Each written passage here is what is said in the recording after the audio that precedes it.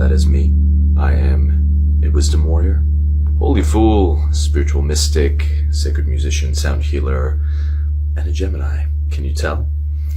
I am going to talk to you today about something called the Re-Enchantment. This is one of my favorite words in the whole wide world. And it's actually kind of a word that's been coined in the spiritual kind of community, consciousness community, to really sort of encapsulate this idea that we are living in a blessed time when we are starting to rediscover the inimitable, infinite, incredible beauty and enchantment, really, of not only the world, but the cosmos. And this is why being alive right now is one of the most amazing and exciting things.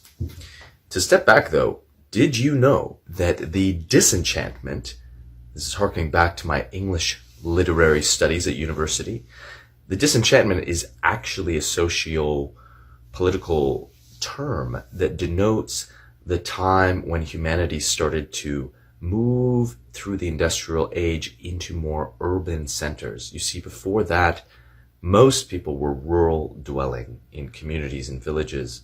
But the rise of the industrial age, cities started to appear a lot more. And the disenchantment really harkened to that idea that we were losing touch with nature, that we were starting to live in these cities where there was pollution and people were starting to live in more mechanical routines and lives and with machines. And now we sort of have lost maybe that fresh sense of that juxtaposition, but at the time it was, quite harrowing.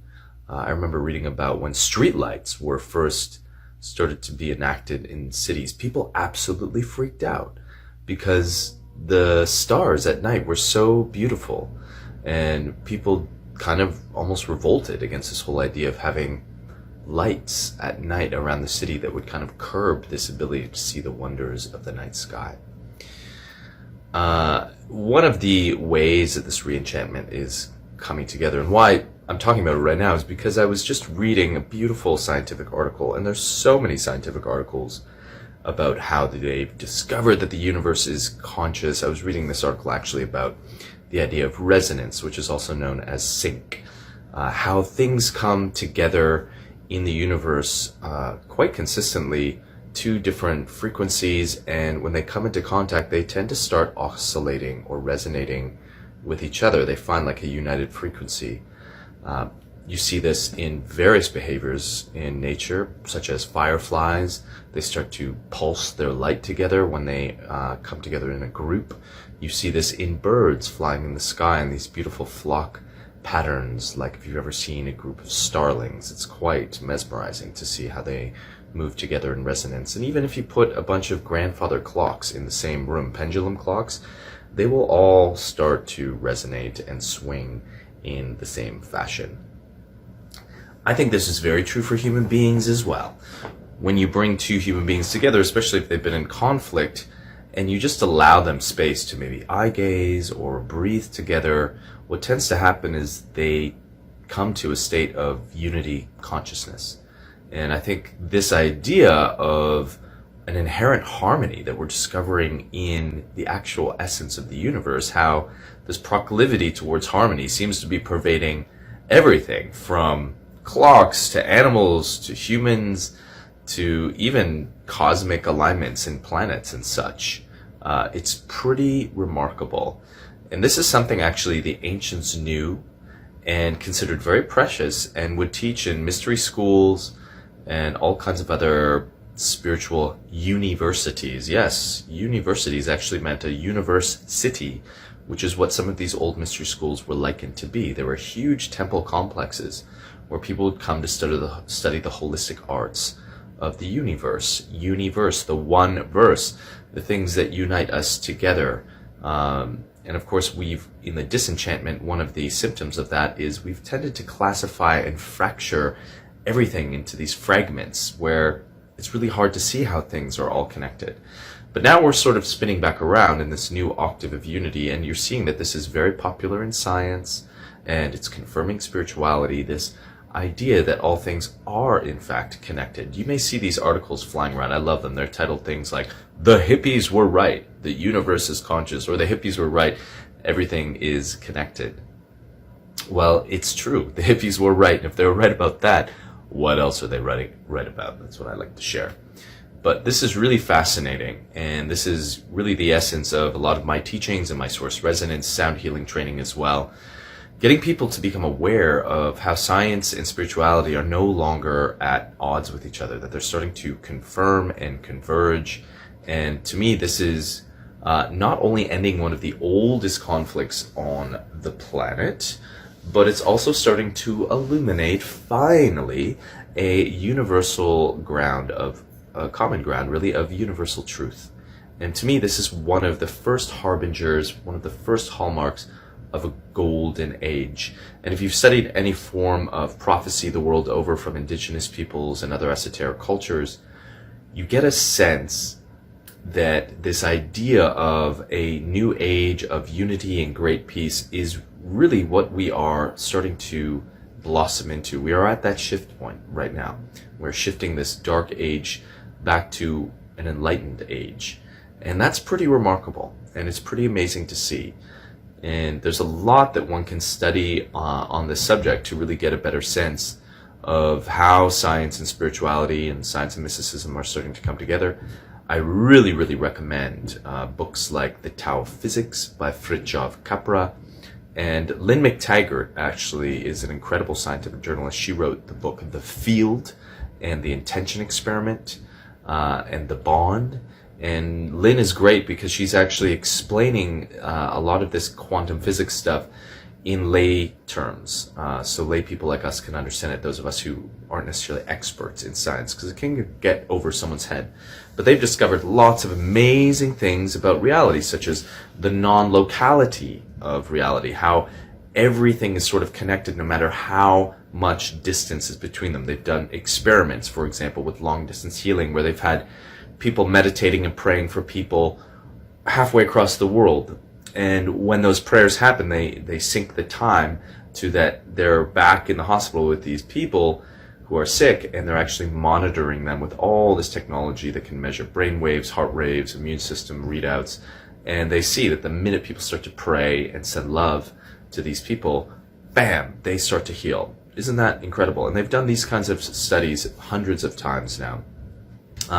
There's just so much to grasp about this. The whole idea of irreducible complexity is another beautiful scientific term, which explains the whole idea of fractals, that the deeper you penetrate into matter, the deeper you see more and more complexity, to the point where simplified ideas of evolution, for example, like natural selection, just don't make sense. It's not about like one gene being superior to the other.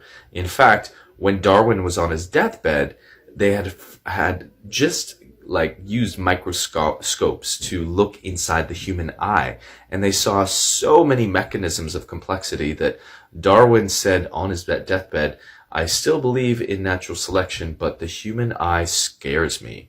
Wow.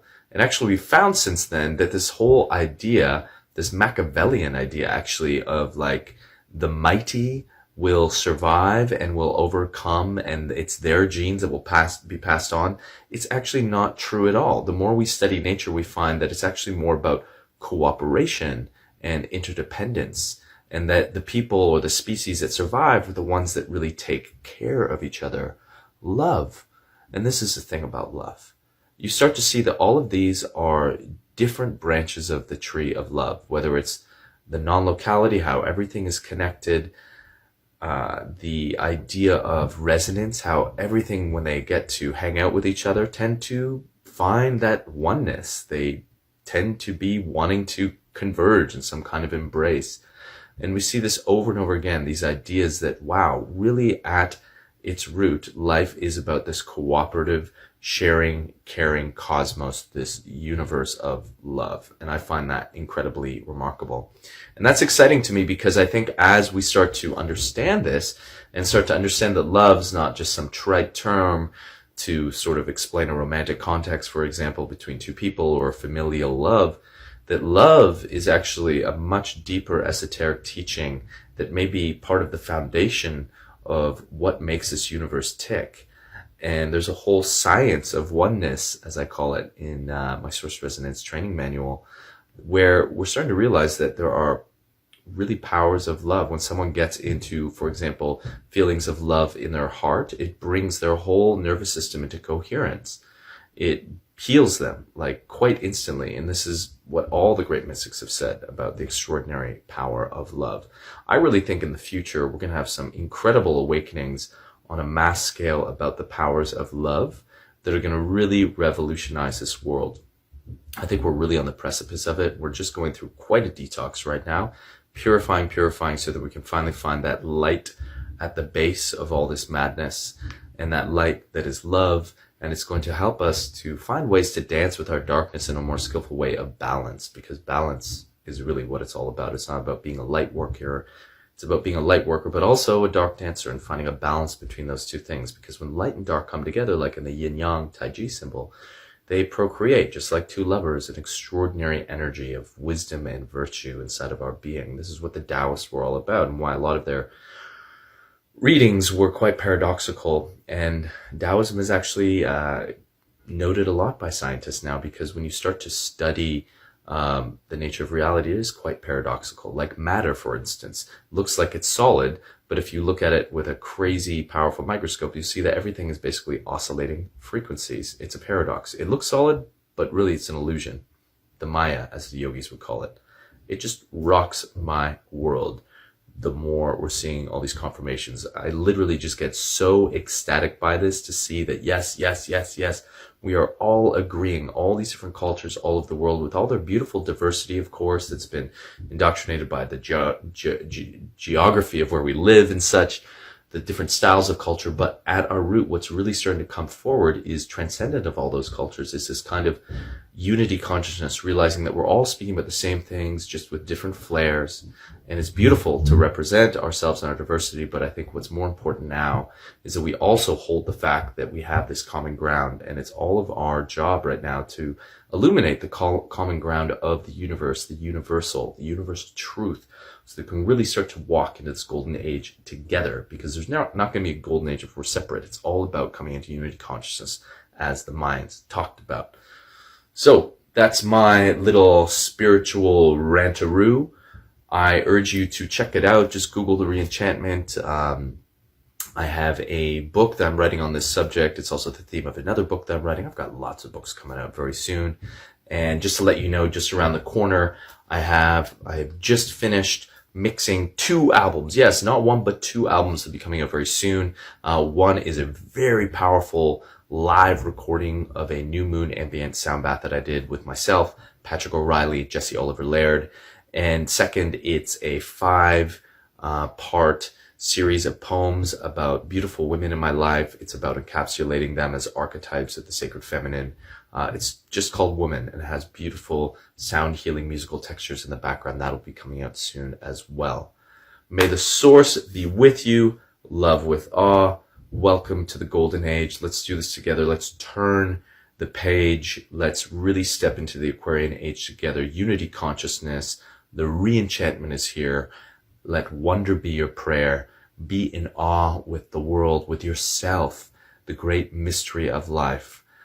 We have a wonderful present moment and future that we're all co-creating together. Sharing is caring. Let's care for this world and this universe, and let the universe care for you, which is maybe of even more utmost importance. The greatest victory is surrender.